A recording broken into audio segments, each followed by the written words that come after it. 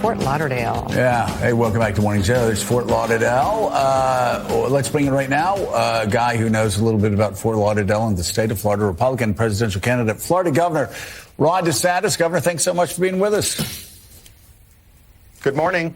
You played baseball. You know a little bit about baseball. Did you have any time to follow any of the World Series? We were just talking about Nate Eovaldi once again doing what Nate Eovaldi does in playoffs, and that is pitch pretty spectacularly. Yeah, I fell asleep in probably about the sixth inning, but I was very confident in a Rangers victory. They had a good season, and they deserve it. Yeah, you lasted about 4 more innings than I did. So we've been hearing, Governor, since you started your campaign that you were going to collapse and that things are like falling from the sky, and yet it's Donald Trump who seems to be afraid to go to debates. This is a third debate, I guess, coming up next week in Miami that he's going to skip. Do you think any candidate that's afraid to debate his opponents in a primary should be president of the United States? We are not going to win as Republicans, Joe, by adopting the strategy that Biden did, being in the basement during the 2020 campaign. That's effectively what Donald Trump's doing. He is refusing to debate. We've got a lot of issues that this country is facing right now. It requires steady, focused, strong leadership. You got to be able to defend your record, and you got to be able to articulate how you're going to take the country in a better direction. And so my view about why you should debate, I mean, look, I want to fight for people. And Donald Trump is perceived by Republicans as a fighter, but I also want to win for people. And that means winning elections, but also means winning on these policy fights. Donald Trump even now is saying that his famous promise to build the wall and have Mexico pay for it, that he never intended to do it because he said that Mexico, there was no mechanism to do it. You actually could have taxed the remittances, and that's what I would do. But we need to lead forward. You got to have a unifying vision. So he should do it. But I would note this. I mean, you mentioned some of ever since I ran, there's always the narratives. Trump is spending massive amounts of money attacking me in Iowa. He's had to go campaign in Iowa. So if he's saying he's so far up, he doesn't need to debate, that is belied by their activity on the ground there. It's interesting. Joe Biden may have spent a lot of time in his basement, but he'd climb out of that basement to debate other Democrats and Republicans. That's true. And Trump won't even get out of wherever he's staying. I wonder if it's because a lot of times when he gets out there, he thinks he's running against Barack Obama. I mean, he keeps bringing up Barack Obama. He keeps saying these really bizarre things. I guess last week, and I may have seen this on one of your supporter sites, that he told voters they didn't have to go out and vote. Oh, don't worry about it. You don't have to go out and vote. And then he keeps circling back to he thought he ran against Obama in 2016. He thought he beat Obama in 2020. He thinks he's running against Obama in 2024. Do you think some people around him are afraid for him to go out and debate because he seems to lose his concentration, his train of thought? Well, and also, you look back, Joe Biden did debate. You're right. That first debate against Biden, Biden beat Trump. I mean, I had a bunch of people. We were excited for it. And we were stunned at the end of that debate about how bad it was, and it did hurt his numbers, and I think had an impact on the election. So he needs to prove to Republicans that he's going to be somebody that's going to be able to be up there and get the job done. But you're right. When he's off the teleprompter now, you do see things where he's saying things about not voting, where he's saying things about, there was no way he was going to have Mexico pay for the wall. A lot of these different things. I think you got to go up there. You got to be able to speak from the heart. When we're out there campaigning, I'm not using a teleprompter. I'm just out there speaking and telling people what I believe. Governor, can I add one more thing? He also, weirdly enough, sometimes starts wandering around and starts blaming pro-life voters for what happened in 2022. He's like going out. I'm trying to figure it out. Now, I've been very clear about it. Maybe it's all the litigation. I've been very clear. I think, I think your 6-week ban is extreme. I personally think that. I think it should be around 15, 16 weeks or so. But again, be that as it may, I know where you stand. And you will tell Iowa voters and South Carolina voters where you stand. Donald Trump goes out and sometimes, weirdly enough, he starts attacking pro-life voters. Like he blamed them for not coming out in 2022. And now he's trying to be everything to everyone. Say, oh, I've got a plan. Everybody's going to love me. and yet he just sort of wanders off instead of actually explaining what he's going to do on an issue that's probably one of the most important issues to Iowa Republicans. Well, and clearly it's a stark difference from his speech at the March for Life when he was president. I mean, that was not what he was saying then. He said that he was one of us in terms of being a pro-life president. Now he's saying protections when there is a detectable heartbeat for an unborn child is somehow a terrible thing. That is not what Iowa Republicans believe. I think more and more are going to be familiar with those comments over the next couple months. But it is a flip on where he had been previously. And I think it raises the issue of, you go back to 2015, 2016, the Trump of that time. He was clicking as a candidate. I mean, he had energy. He was out there riffing. He was controversial, but in a way that was edgy. And I think people said, you know what, this political system needs to be shaken up. This is a different Donald Trump in 2023. Yeah. I don't think he's got the same energy. I don't think he's got the same pizzazz. 2015 and 16 was about America first. I think this campaign is more about Trump first, and it's more about his issues. And I think we got to focus on the American people's issues. Governor, good morning. Thanks for being on with us. When you entered the race back in May, there were a lot of hopes put into you by Republicans who were looking to go somewhere else than Donald Trump. You were coming off a 19-point, almost 20-point win in a big, diverse state like Florida. So clearly you know how to win there and in big states. So what is your assessment now as we look at real clear averages that have you down 46 points to Donald Trump? You'd been much closer at the beginning. What's your assessment of the way this campaign has gone over the last 6 months? Well, look, Willie, when we got into the race, we were bracing for these indictments. I think it's helped him. I think it sucked out the oxygen, and we knew it was going to be a brutal summer. I was not somebody that thought nationally we were going to see major movement in those national polls. It's a state-by-state process. So we've worked really hard to lay the groundwork in all the early states. You know, that's not necessarily something that shows up in a poll, but I think if you look at what we've done, we've built a foundation. Now we're in a position where we're in the home stretch. Most people still haven't made up their mind in Iowa and New Hampshire. I was with Governor Sununu last week. He thinks the majority of Republican primary voters in New Hampshire aren't going to decide till January. So the key is really creating that foundation. And I think we've shown in a lot of the numbers that come out, and you can take it all with a grain of salt, but we have the highest percentage of people, say in Iowa, who are actively considering voting for me, and I have the highest favorability. So that gives you the base of voters to draw from. You just got to go in and make the sale, and that's what we're going to do. You know, what's interesting, Willie, is we got 2.5 months left, which is a lifetime in politics. One of the things that surprised me of that Quinnipiac poll we showed earlier, and it surprises me about other polls, right? You'll see Trump at 49, 50%, sometimes 55%. But then they ask Republicans, are you set on your candidate? Numbers are much lower than I expect, sometimes in the 40s. This is still a very fluid race. There are people, Governor, who say, as they look at that Iowa poll we just had up there, where you're still down 27 points, that perhaps your theory of the case is to just hang in there, hang around, because if some of these indictments turn into convictions for Donald Trump, finally Republicans will abandon him. Is that a fair assessment? Not really. I mean, I think so far all those cases have actually helped him because I think it has rallied support because I think people are sympathetic. But I think what you see, and I think Joe's right, in Iowa, he's got some hard support, but a lot of those people are looking at other candidates, and so their default is Trump. He's the most famous person in politics. We understand that. But when we get in there and show that we're a viable alternative, someone that will fight for them, but also fight smartly so we can win again as Republicans, and not just the election, but actually deliver on our promises and then lead with a positive vision to bring about a great America comeback. If we do that, we're going to be in good shape and we're going to be able to do it. But people are not locked in. I mean, that is very true. And in Iowa, I don't think they're locking in. New Hampshire, they're not locking in. So we're doing it. I'm not hoping for any type of special intervention. We're going to go win it by convincing a plurality of the voters that we're the best choice. And you did say, Governor, at that August debate when the question was put to the entire panel, if Donald Trump is convicted, will you still, and he is the nominee, would you still support him? And you raised your hand.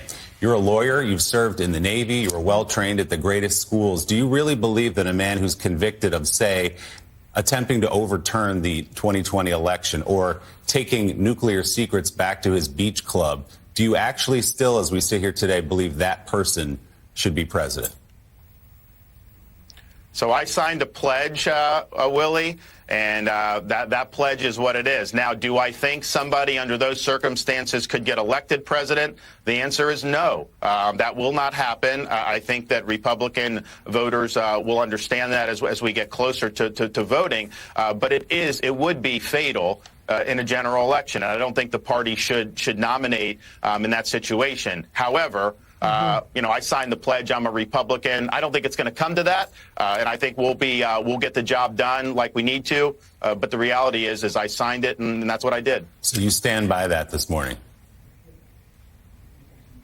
Yeah, when I signed the pledge, I knew you never know what's going to happen. It's a crazy process. People make different decisions, and I think my point of view on it was, I'm participating in this process. I've got the plan to win. We're going to win. At the same time, it's like you can't just take your ball and go home. You can't, on the one side of your mouth, say the country's in decline, Biden's failing, and on the other hand, say, I'm just going to pout if things don't go my way. So that was kind of my rationale for doing it. Interesting. Let's talk policy. Republicans yesterday, many of them, Senate Republicans, spoke out against Senator Tommy Tuberville's blockade on military promotions. They were extremely clear on how they felt. They said it was stupid, that it was insulting to members of the military, it was hurting them, and it was also doing President Xi's bidding. So do you agree that Tommy Tuberville should lift the blockade on military promotions? Do you agree with Republicans in the Senate? Actually, I think that what the DOD is doing, I don't think they're following the law with respect to the abortion tourism. I don't think taxpayer money should be spent on that. We have a very weak defense industrial base. We've got huge problems with recruiting. And so their focus on that, I don't think it's consistent with the law. I also think it's misguided. I would also point out that you can promote people on an individual basis. I think the Senate has decided they have not wanted to move a lot of those. But if there's people that are mission critical, they can move it in spite of what Senator Tuberville did. But I think fighting back on the Pentagon, going outside the boundaries of the law, I think that's Congress's appropriate role for oversight and checks and balances. But to answer the question, do you think that Senator Tuberville should lift the blockade that he's put on military promotions? No, because I think that we're trying to force a change in Pentagon policy to conform them to the law, while at the same time he has allowed individuals to be appointed. So if there are mission critical promotions, bring them before the Senate. I think he's been very clear that that's appropriate, and I know that they have done that in certain instances. Governor, you have voiced support for Israel and funding Israel aid, but the new proposal from the new Republican Speaker of the House does not just unconditionally send aid to Israel. In fact, it's set with offsets and cutting to IRS funding, which now the independent CBO suggests will add significant money to the deficit. Do you support that plan? I think they should offset the funding. I haven't looked at how the intricacies of the IRS funding would work. I mean, CBO obviously is a forecast, but I do think we have to stand with Israel. They're our strongest ally in the Middle East. They're going to fight this war. They're not asking us to fight it for them, but we have a relationship, and we need to back their ability to ultimately defeat Hamas unconditionally once and for all so that this never happens again. At the same time, you can do that while also just acknowledging this country is insolvent.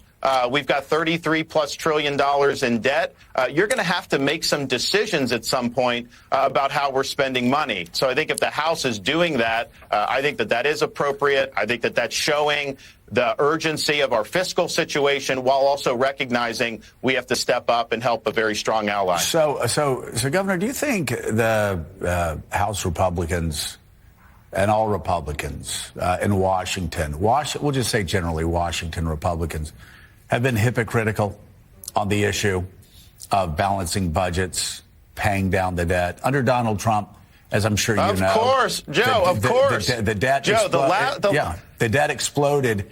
The last time 4 Republicans did anything about it was when you were in Congress. Right. That was the last time Republicans actually walked the walk. When they had the Republican Revolution. Why is that, Governor? Because, I'll just say, when we were there, we raised hell, but we balanced the budget 4 years in a row. George Bush gets in, the deficit explodes. Obama gets in. Republicans actually put in some restraints on spending. Trump gets in, worse than ever. $8 billion over 4 years. Worse now. Why is it that Washington Republicans only care about the deficit when there's a Democrat in the White House? Well, I think if you look at the unified government under W. Bush and under Trump, Republican unified government, they threw out all the fiscal constraints. That was not something people cared about. If you talked about it at that time, it was like they didn't want to hear it. The minute Republicans get out of power, then all of a sudden they beat their chest. They become real fiscal hawks when it comes to all of this stuff. Now, part of the reason I think under Bush is because we had the lengthy wars, which were clearly mismanaged, and we spent a lot of money that in hindsight we shouldn't have done. But I was there for the first 2 years of the Trump administration. There was a faction of us in the House that was urging him not to just sign these big omnibus spending bills, but he signed every spending bill that ever got to his desk, culminating in a big gusher of spending his last year in office, which of course ended up adding $7.8 trillion to the debt in one 4-year period as a president. Under the 4 years of Trump, he added almost as much to the debt as Obama did in 8 years. And so there was no sense of fiscal restraint there. And so I make the point when I'm in Iowa, New Hampshire, that this is both parties. Republican voters do not believe it's just the Democrats because they've been let down before. And I get a lot of cheers when I point out that it has been both parties. And, you can get it done. Like in Florida, we've paid down 25% of the debt since I've been governor. We've run surpluses, cut taxes and all that. But you do have to make some tough decisions. You can't please everyone all the time. And I think that the D.C. Republicans have had short-term thinking when it comes to our fiscal situation. The governor, on that, the proposal from the speaker would actually just add money to the deficit. And you talk about the urgent need to help Israel, but Republicans have already, some by their own admission, squandered 3+ weeks of helping Israel because of the speaker fight. And now, because of the new proposal, which is not going to pass the Senate, has no chance of that, it's going to get messed up further, there'll only be longer delays.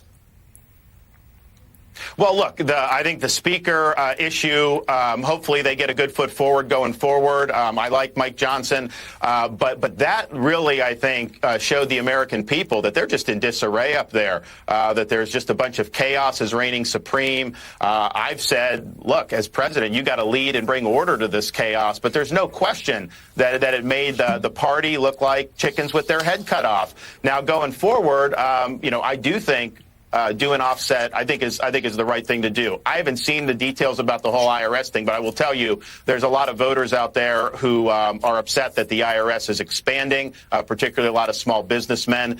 So I think that would be something that probably a lot of voters would have sympathy for. Governor, I want to ask you about the temperature of our politics right now. We saw, because of so much rhetoric, because of what's been happening in this country, let's say over the last decade, we saw the consequences of that on January 6th. We have judges being threatened and witnesses and juries being threatened and people who work in our electoral process being threatened.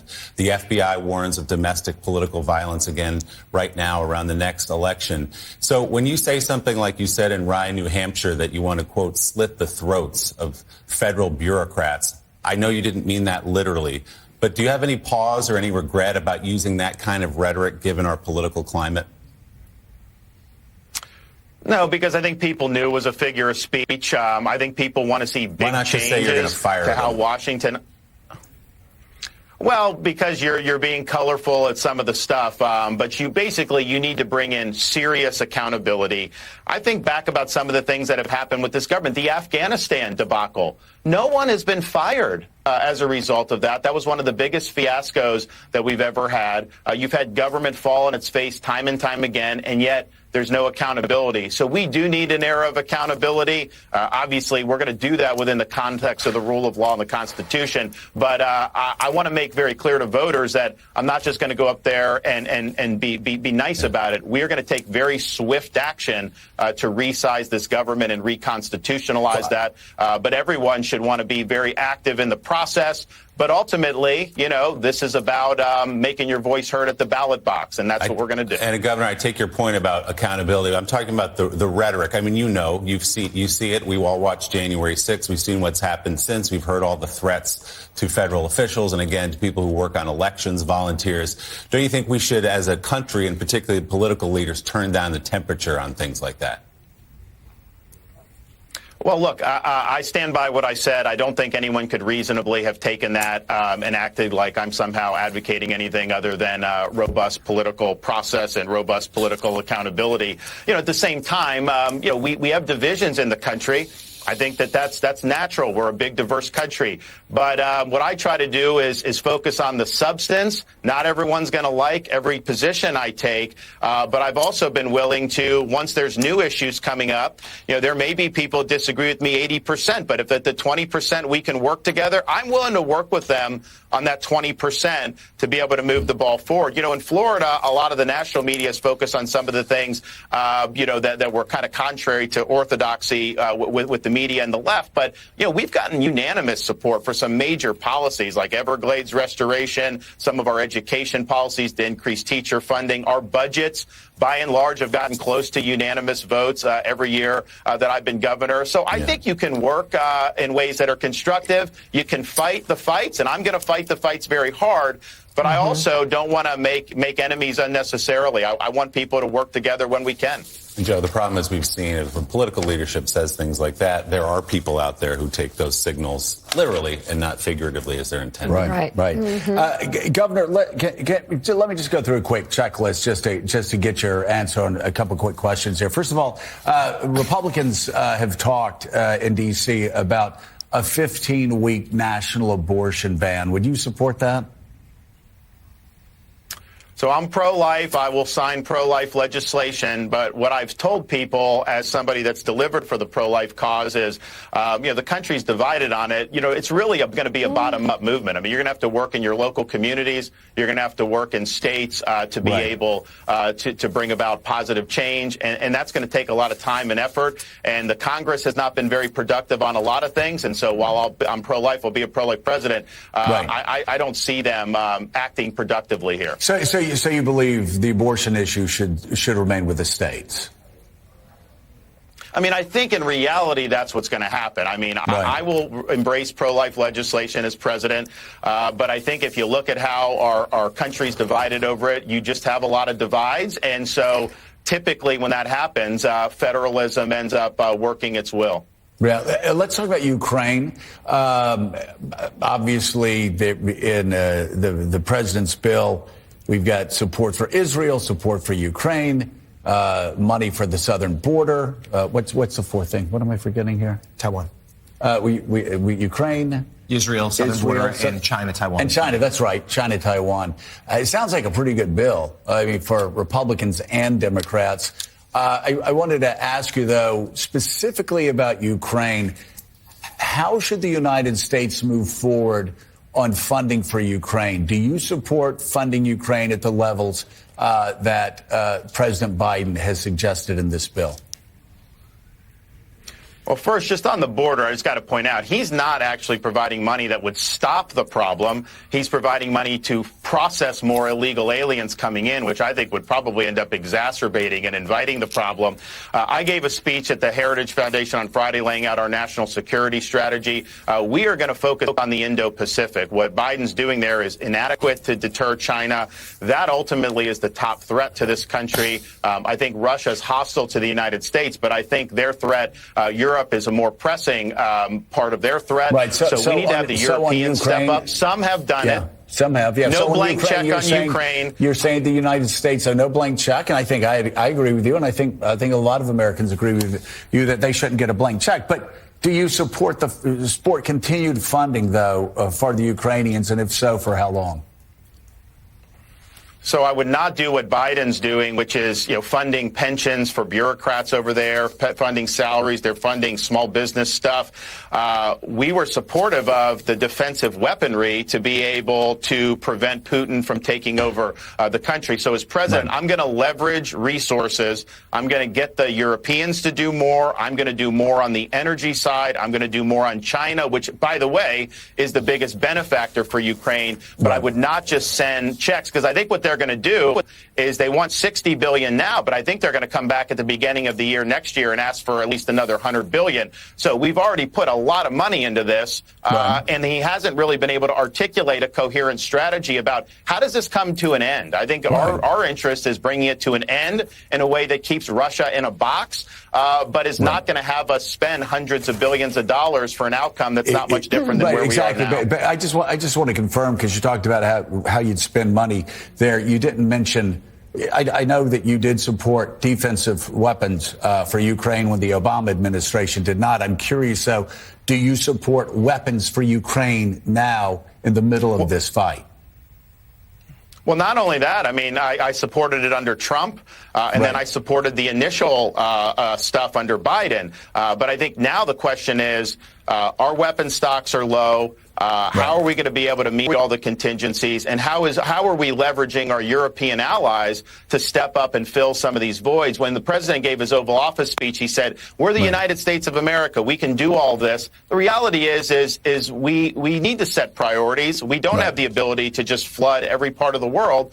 So I would prioritize the Indo-Pacific. I would provide support from Israel, and then I would leverage the Europeans to help with Ukraine and bring that to an end. Yeah, but would you still send the military weapons to Ukraine at this point?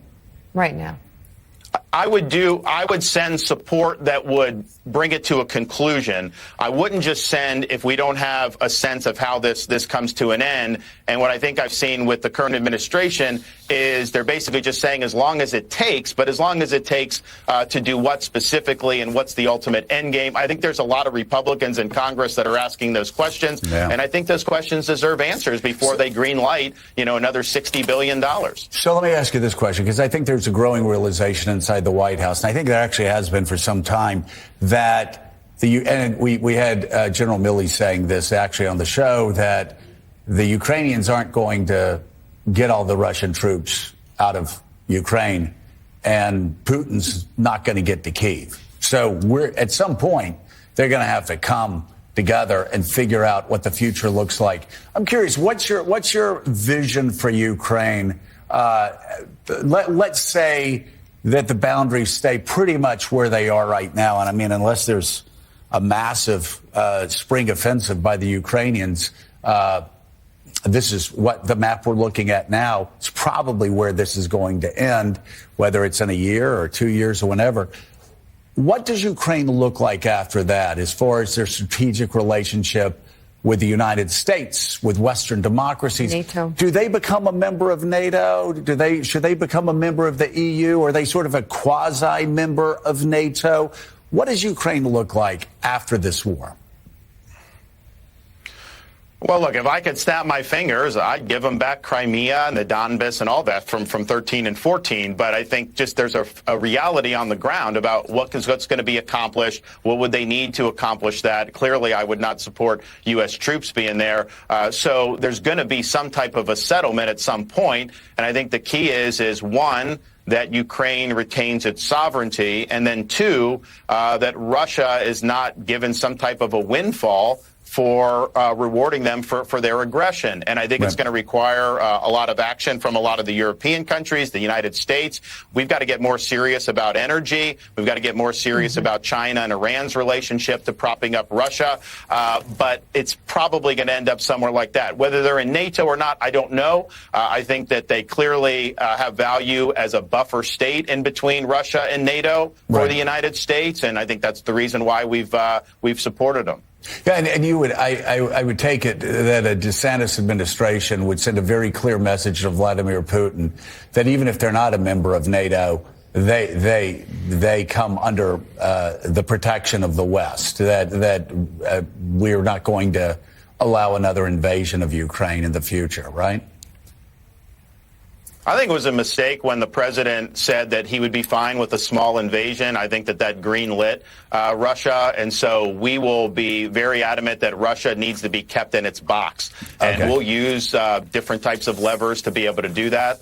And I think the Europeans need to step up and do more to be able to ensure that as well. So let me ask you, while we're talking about foreign policy, I'm curious, you had said that you thought that Joe Biden should do better on China. I've actually been grateful that after we've had all these presidents in the 21st century saying they were going to pivot to China and start focusing on the Pacific, that we finally have started to do that. If you look at the Philippines, if you look at what we've done in Guam, if you look at what we've done in Australia with the nuclear subs, you look what we're doing all around. It seems that we're finally starting in South Korea, in Japan. Japan has agreed that they're going to up their military budget. It seems that we have finally started to focus on our allies in the United States flexing their muscle a bit more on China, stopping China's continued aggression there. What else would you do above that in around China, militarily or economically? Well, I think you point out something important. You know, South Korea and Japan are actually getting along now. They used to never get along, but they both see the threat by China. What Japan's doing to bolster its defenses, I support 100%.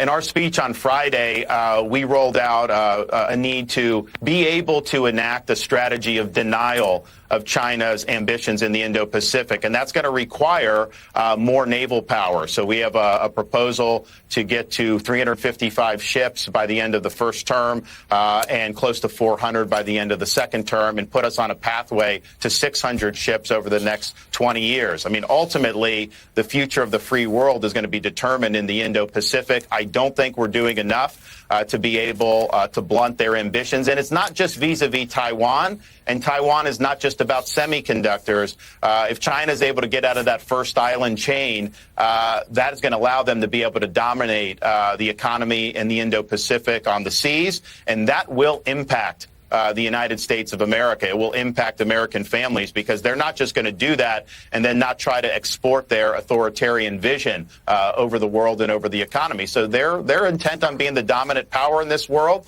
If they get that and it's a Chinese century, that will mean less freedom, and it'll be bad for the United States. So we need to stay ahead of them, not just militarily, but also economically. We need to detangle from China, particularly strategic industries. And then we need to get serious about what they've been able to do culturally in this country. For example, in Florida, we ban China from buying things like farmland and land near military bases. They've been very strategic about being able to exercise influence here in the United States, and we got to combat that. 2024 presidential candidate, Florida Governor Ron DeSantis, thank you very much for coming on the show this morning. Thanks, guys.